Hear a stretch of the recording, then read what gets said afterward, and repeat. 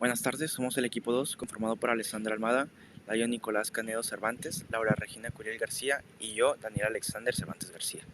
donde a continuación presentaremos el caso 3, titulado Cómo se coordina la motilidad del tracto gastrointestinal y la dilatación de sus vasos sanguíneos durante la ingesta de alimentos. En el proceso digestivo, aunque la acetilcolina es el neurotransmisor principal que media la motilidad gastrointestinal y la vasodilatación, la forma en que actúa en diferentes tipos de células conduce a efectos distintos. La acetilcolina no activa el receptor muscarínico M3, que está adaptado a la proteína Gb en las células del músculo liso y en las células endoteliales. Ahora bien, en este proceso interno, en las células del músculo liso gastrointestinal se conduce la contracción del músculo para facilitar la motilidad. Sin embargo, en las células endoteliales, la activación del mismo receptor induce la producción de un neurotransmisor no adergénico y no colinérgico, llamado óxido nítrico, que se produce a través de la activación del óxido nítrico sintasa endotelial, dando como resultado la relajación del músculo liso vascular y por lo tanto en la vasodilatación,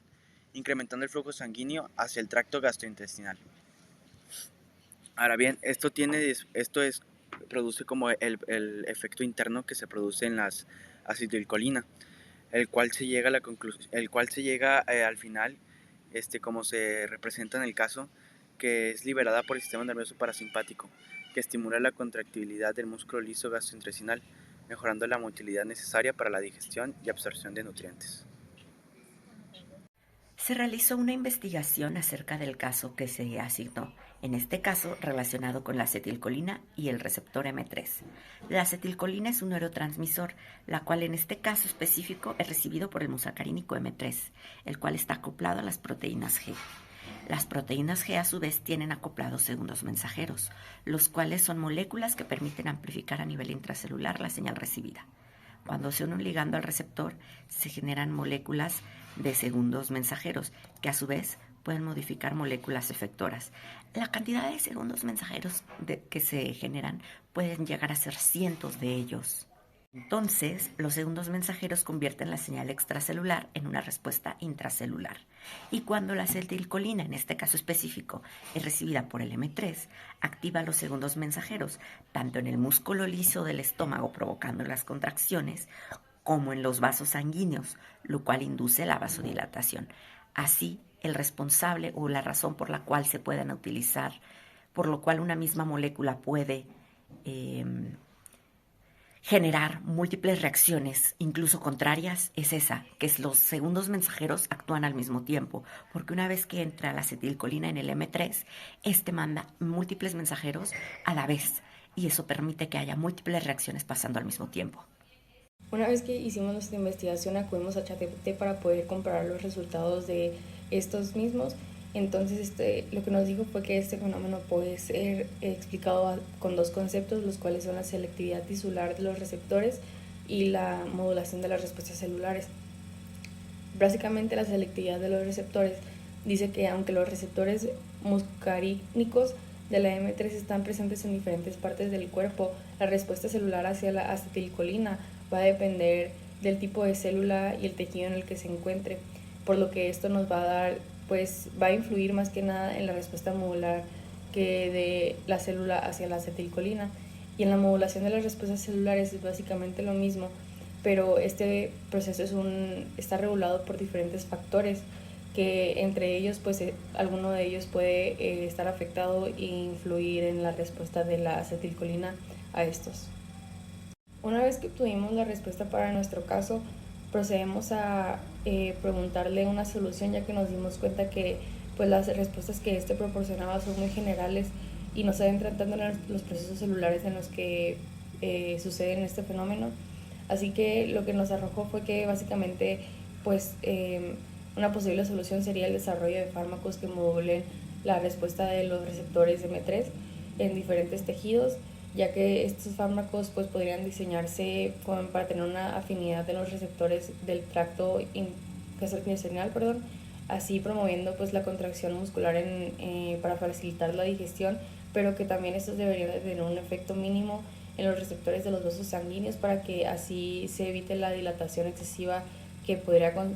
conducir a otros efectos como la hipotensión. A continuación, compararemos ambas investigaciones para encontrar las similitudes y las diferencias. Entre las similitudes que encontramos, en general, todos los conceptos y todas las razones fisiológicas por las que estos procesos ocurren fueron las mismas. Por ejemplo, ambas investigaciones mencionan la acción de la acetilcolina como neurotransmisor que actúa sobre los receptores M3. Ambas mencionan que los receptores M3 están acoplados a las proteínas G.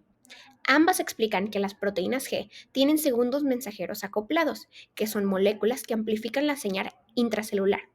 y que a su vez su activación provoca respuestas diferentes en el músculo liso del estómago y en los vasos sanguíneos que irrigan el aparato digestivo. Finalmente, ambas enfatizan la importancia de la señalización intracelular en la transducción de la señal desde el receptor hasta la respuesta celular. Ahora, entre las diferencias presentadas, nuestra investigación proporciona información más detallada sobre la estructura y función de las proteínas G y los segundos mensajeros, incluyendo cómo estos amplifican la señal intracelular y afectan a las moléculas efectores, mientras que la de ChatGPT se centra más en la explicación general del mecanismo y en su resultado fisiológico.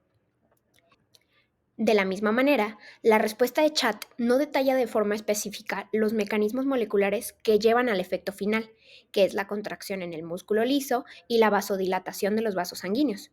mientras que la investigación por fuentes confiables detalla de manera específica y precisa todos los detalles de cómo esto sucede. Por ejemplo, la manera exacta en la que se activan los segundos mensajeros.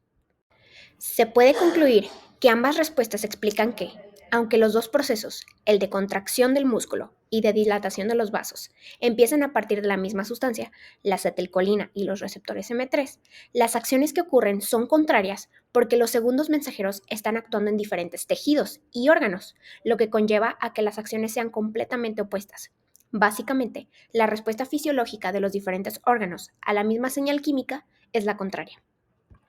A final de cuentas, tanto nuestra investigación como la respuesta de ChatGPT están alineadas en términos generales en cuanto a la explicación del mecanismo de acción de la acetilcolina sobre los receptores M3 y la transducción de la señal intracelular, pero difieren en el nivel de detalle. Si se quiere una mayor especificidad, es mejor consultar fuentes confiables para que te brinden esa información.